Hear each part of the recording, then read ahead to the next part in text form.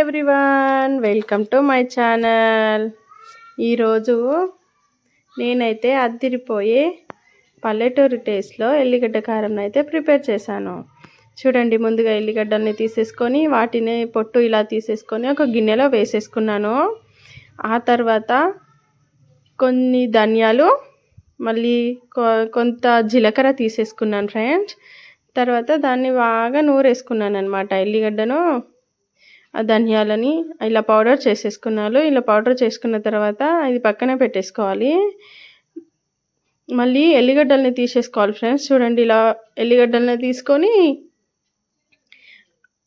బాగా నూరుకోవాలన్నమాట. ఎల్లిగడ్డల్ని ఇలా బాగా నూరుకున్న తర్వాత చూడండి, ఇలా పేస్ట్ టైప్ అవుతుంది కదా.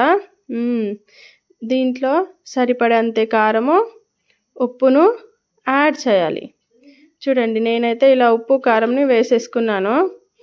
ఇలా బాగా దంచేసుకోవాలన్నమాట. దీన్ని బాగా నూరుకోవాలి. నూరుకున్న తర్వాత కొన్ని వేరే ఎల్లిపాయల్ని తీసేసుకొని దీన్ని కూడా కాస్తంత నూరేసుకోవాలి. నూరి పక్కన పెట్టుకొని చూడండి, కారమును ఉప్పు వేసిన ధనియాల పౌడర్ అవన్నీ కలుపుకున్న తర్వాత ఇలా ఎల్లిగడ్డ కారం అయితే నూరుకోవాలి.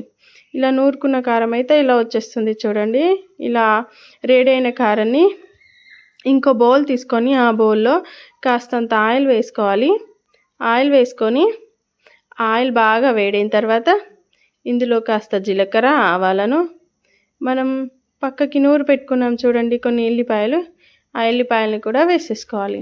ఆ ఎల్లిపాయలని కూడా వేసేసుకొని ఇవి ఆవాలు జీలకర్ర బాగా మరిగిన తర్వాత వేగాక ఈ ఎల్లిగడ్డ చూడండి, ఈ ఎల్లిగడ్డని కూడా వేసేసుకోవాలి.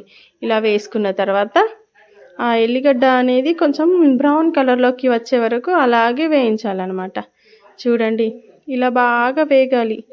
టేస్ట్ అయితే చాలా బాగుంటుందండి. సేమ్ పల్లెటూరులో ఇది ఎక్కువగా తింటూ ఉంటారు. చాలా బాగుంటుంది. చూడండి, ఇలా ఈ ఎల్లిగడ్డ కారం అయితే రెడీ అయిపోతుంది. అలా వేయించుకున్నాం కదా, ఆ వేయించుకున్న ఆయిల్ని ఎల్లిగడ్డ కారంలో, ఆ తాలింపుని ఎల్లిగడ్డ కారంలో కలిపేసుకోవాలన్నమాట. మనం దంచి నూరుకొని పక్కకు పెట్టుకున్న దాంట్లో ఇలా కలిపేసుకోవాలి. బాగా ఆ ఆయిల్ను కారం బాగా పట్టుకునేంత వరకు మిక్స్ చేస్తూ ఉండాలి. తాలింపు ఆయిల్ బాగా మిక్స్ చేసుకోవాలి. ఇలా బాగా మిక్స్ చేసుకున్న తర్వాత ఇప్పుడైతే కారం రెడీ అయిపోయిందండి. చూడండి ఫ్రెండ్స్, ఇలా అయితే కారం రెడీ అయిపోయింది.